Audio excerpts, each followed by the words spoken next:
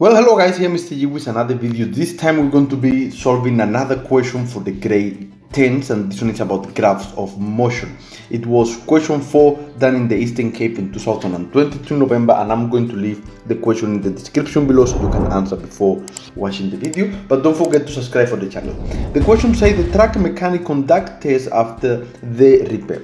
A track start from rest on a traffic light and accelerate for 4 seconds in an easterly direction. A person on the road measured the change in position during equal times interval, and the results obtained are recorded in the table below. You have a table where you have times and you have position.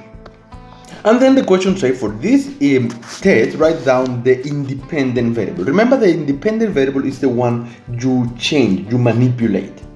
In this case is a time. Time is what you change. That is the independent variable. What will depend on time? The position. And this one will be the dependent variable. As time passes, position change. Okay? And it's quite simple. There is 1 mark for each of them. Use the information in the table above and draw an accurate position time graph on the graph paper on the attached sheet, answer sheet. And to answer this one, we're going to the graph paper. Now here we're in the graph paper, and we have as well here the table that we have to plot in here. Alright, so on the x-axis we're going to represent the independent variable, and on the y-axis the dependent variable. Now we're going to make use of as much graph as we can. Alright, so we have here, and we're going to write the axis right in the edge of this graph paper. So this one here will be the x-axis, and it's going to be time in seconds. Okay, so now if we go here, we're starting from 0, obvious.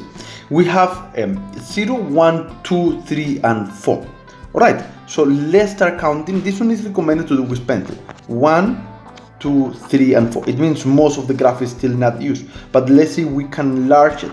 Let's see if we can enlarge it, and instead of saying that, we can say 1, 2, 3, and 4, and that one is much better. We can use the whole axis here for that one. So here I'm going to write now 4.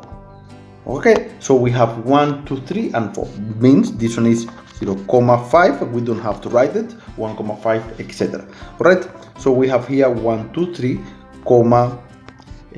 and 4. There we go. We have all the x-axis sorted. Now for the y-axis we're going to do similar. We have 0, 10, 20, 30, and 40.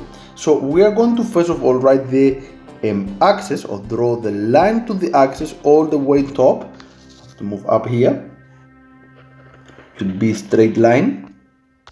There we go. And this one is position in meters. Alright, so we have in 0 to 40 by 10. So if we count 10, 20, 30, and 40. Okay, we have most of the graph is still not enough space. Let's see if we can do what we did before. So let's say, for instance, let's make this one 10, 20, 30, and it's not enough for the graph. So in this case, we have to write only up until 40, starting from 10 here down. So we say 10, 20, 30, and 40. We cannot place it there because it's too large. And now we do the plotting. This one is the axis. We have the axis with the scales. Now we're going to do the plotting. 0 is to 0, so the first point is right there. The second point is 1 for time, 10 for position, so it is going to be the point there. The third one is 2 is to 20, so it is right here. Then 3 is to 30 is right here, and then 4 is to 40 is right there. That is the answer. Now the graph. But before that one, let's move the table a little bit there. So now the graph is a best fit line. So it's a straight line that passes from where more points are. Let's see if I can do it straight here. There we go. This one is the graph. And if you do this one, guys, you get mark. You get 4 marks for drawing the graph. You will get mark for each axis, and you will get 2 marks for the shape and the plotting. That is related to the graph. It's quite simple. The name of this graph, you should have the heading of the graph is position versus time. That is the name of the graph that you can write in here. Okay? And for the next question, they say calculate the gradient of the graph. And we can calculate it here on the graph, so you can see this one. Now, how do you calculate gradient? Gradient is equal to the change in y divided by the change in x.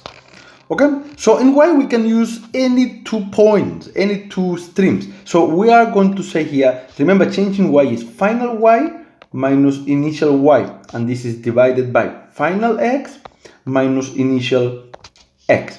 Okay, so if you calculate the gradient here, this will be equal to final y, let's take for instance 40, initial y 0.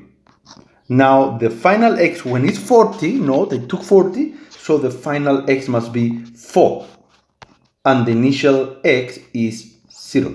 And if we do this, we get the gradient is equal to 10. And you need to know that the gradient of a position versus time will give the velocity.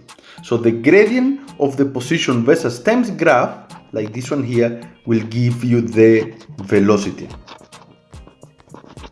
That is very important because it could be asked in the test. And if you do that, you get 1 mark for the formula of gradient, 2 marks for the substitution, 1 the y and 1 for the x, and 1 for the final answer, guys. This is the end of this question. It's a good question because we never practice graph too much. But thank you for watching. I hope it helped. If it helped, thumb up, subscribe for the channel. I'll see you next time. Mr. G here.